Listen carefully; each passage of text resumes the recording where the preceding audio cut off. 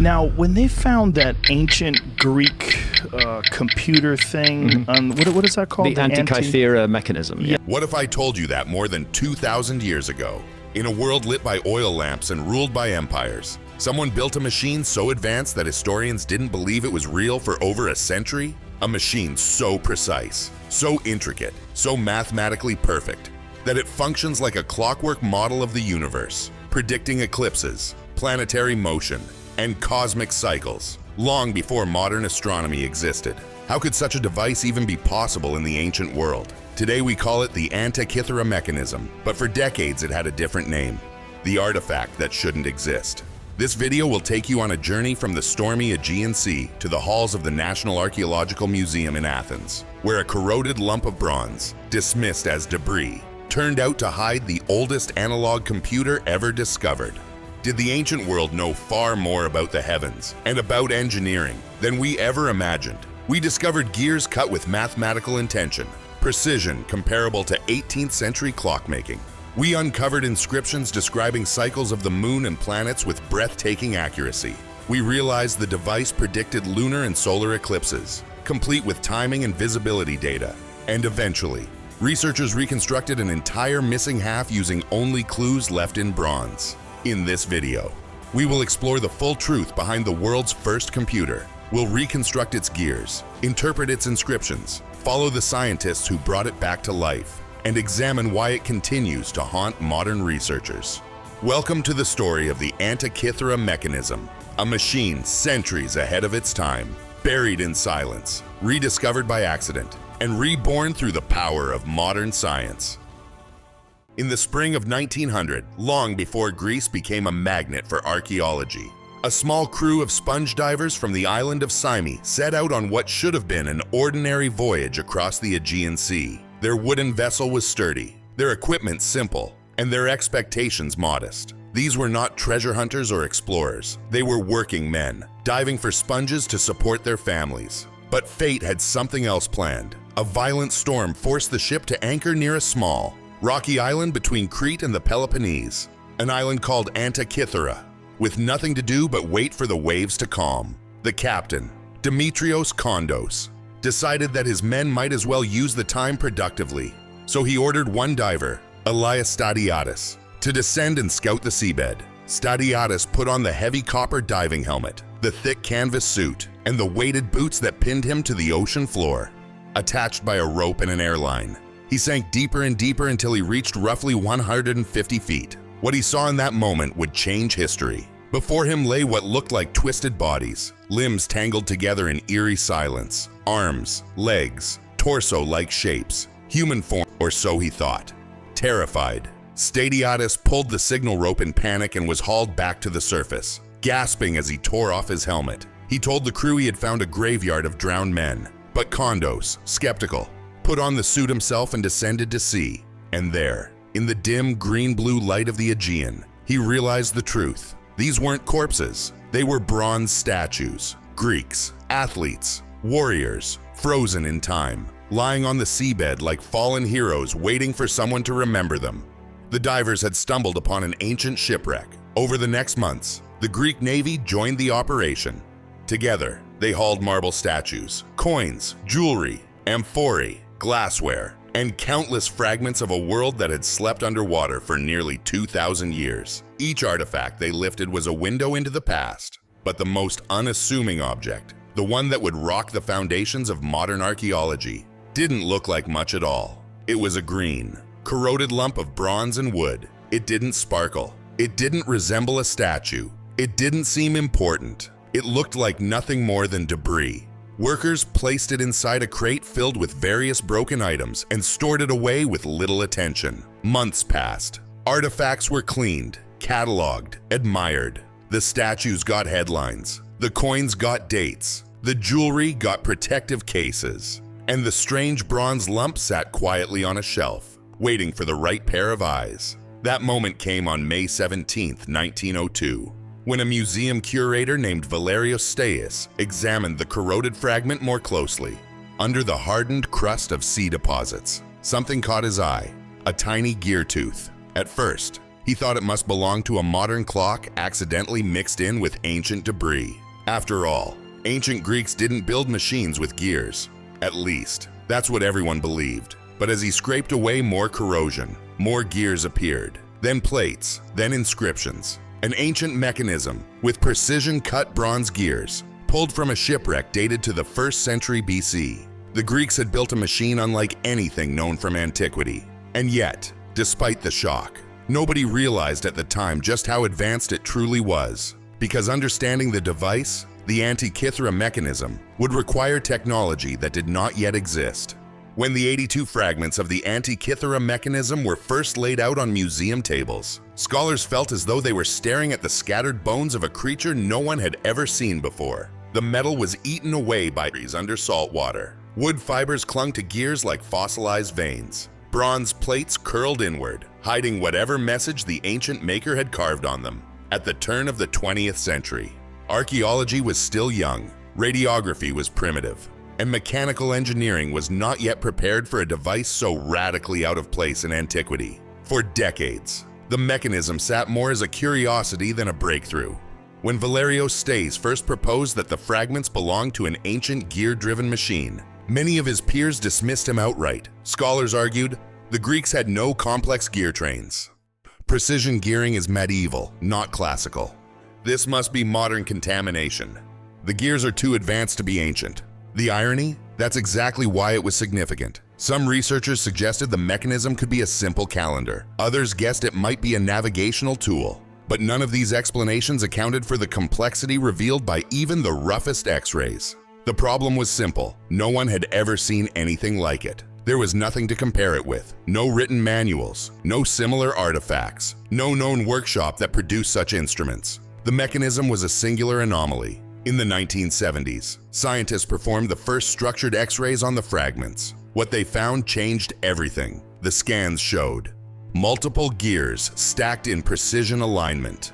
On tooth counts that matched astronomical cycles. Specific gear ratios found only in celestial calculations. Internal components impossible to examine by eye. Even with this new view, the interior layout was still a blur. But one conclusion became undeniable. The mechanism wasn't just a device. It was a miniature universe in bronze. Still, too many puzzles remained hidden.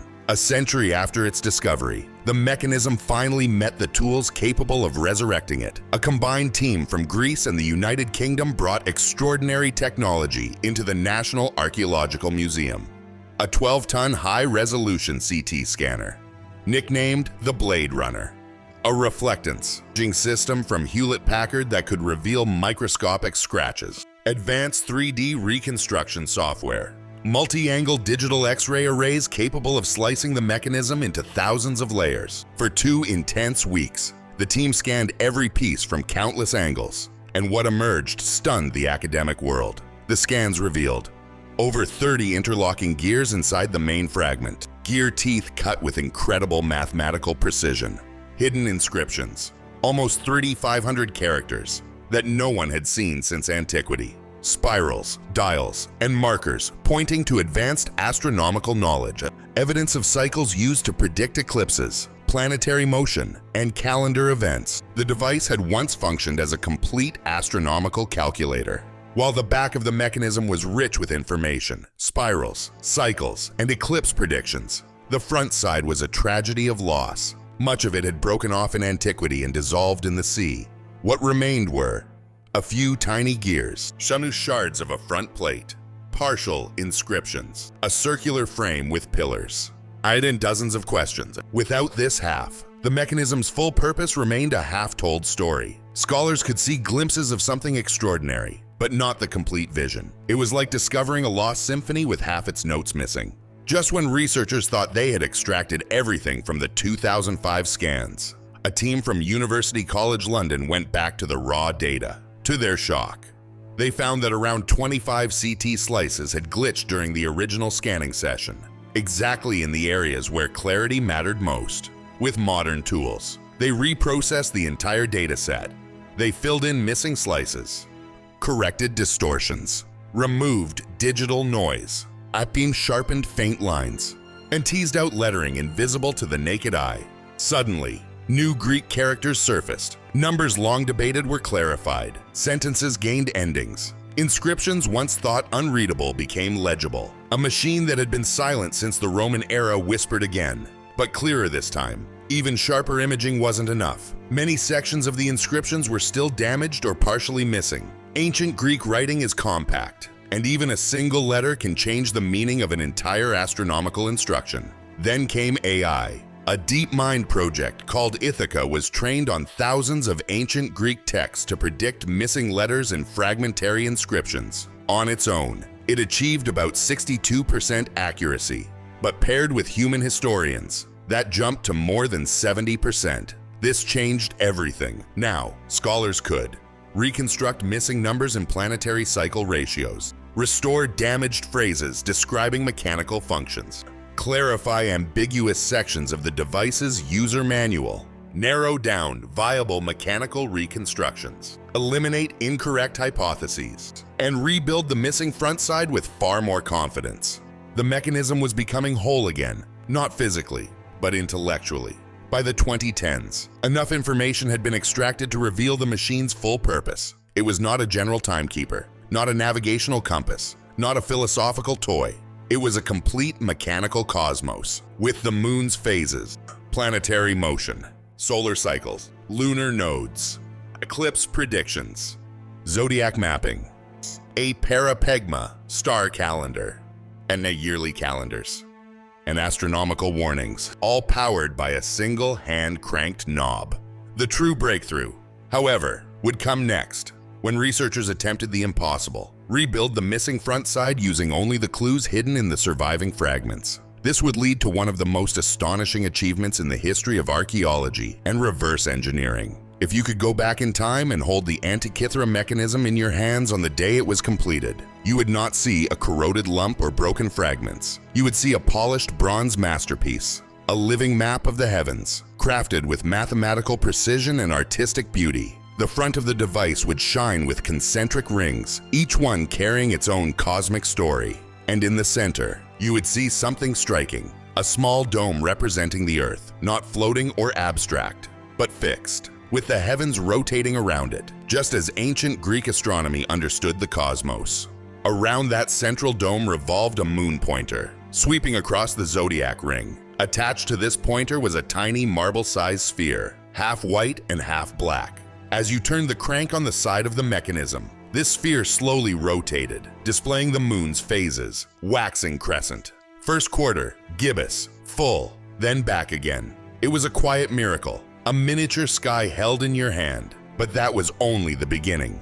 Encircling the moon's ring were 6 more rings, one for each of the known celestial wanderers: Mercury, Venus, the Sun, Sat's Mars, i.e. Jupiter, Saturn. Each ring had its own bead or pointer that glided with a unique rhythm. Some sped forward, others slowed, some paused and reversed direction, mirroring the retrograde loops that puzzled ancient observers. To the Greeks, these movements were not random. They were meaningful. They were part of a divine order, an order the mechanism captured with astonishing accuracy. When it passed the first degree of Aries, spring began. When it touched Cancer, summer reached its peak. The device didn't just show time, it revealed the skeleton of the seasons. Tiny index letters around the ring matched detailed star events carved on bronze plates above and below the face. These plates were the parapegma, an ancient star calendar. Imagine turning the crank, watching the sun bead move over a letter K, then checking the parapegma to read: Sirius rises at dawn, or Arcturus disappears in the west. The mechanism was not only a calculator, it was a guidebook to the sky. And then, there was the most mysterious feature of all. Emerging from the center was a long, snake-like pointer known as the dragon hand. It tracked the moon's nodes, the 2 points where the moon's orbit crosses the sun's path. The Greeks imagined a celestial dragon devouring the sun or moon during an eclipse. This pointer represented that creature. As you turned the machine, the dragon hand drifted slowly around the zodiac. When it slid underneath the golden sun bead and entered one of the triangular danger zones carved on the ring, the device delivered a silent warning: you have entered an eclipse season. For an ancient user, this was astonishing. It meant the machine didn't just show the sky, It predicted the future. Solar eclipse, lunar eclipse, visible in Greece. During the day or the night, each detail was encoded on the back spiral. But the front displayed the cosmic trigger that made eclipses possible. The mechanism united myth and mathematics. It transformed the sky's deepest mysteries into a readable rhythm. For more than 2,000 years, the Antikythera mechanism slept beneath the waves, silent, broken, and forgotten. And now, after more than a century of decoding, scanning, translating, rebuilding, and imagining, we stand on the edge of understanding something extraordinary. The ancient world was far more capable, inventive, and sophisticated than we ever allowed ourselves to believe. The Antikythera mechanism reminds us that human genius is not confined to our modern age. It is not the property of any one century. It rises wherever curiosity, creativity, courage, and craftsmanship collide. As we look at this device today, half surviving, half imagined, we are confronted with a haunting question. What else have we lost? What other inventions, ideas, discoveries, or masterpieces have disappeared into the silence of history? What knowledge once existed that we may never know again? Let me know in the comments. Do you believe this was a unique miracle of ancient genius, or the last surviving evidence of a lost technological tradition? Your thoughts might open the next chapter of this story.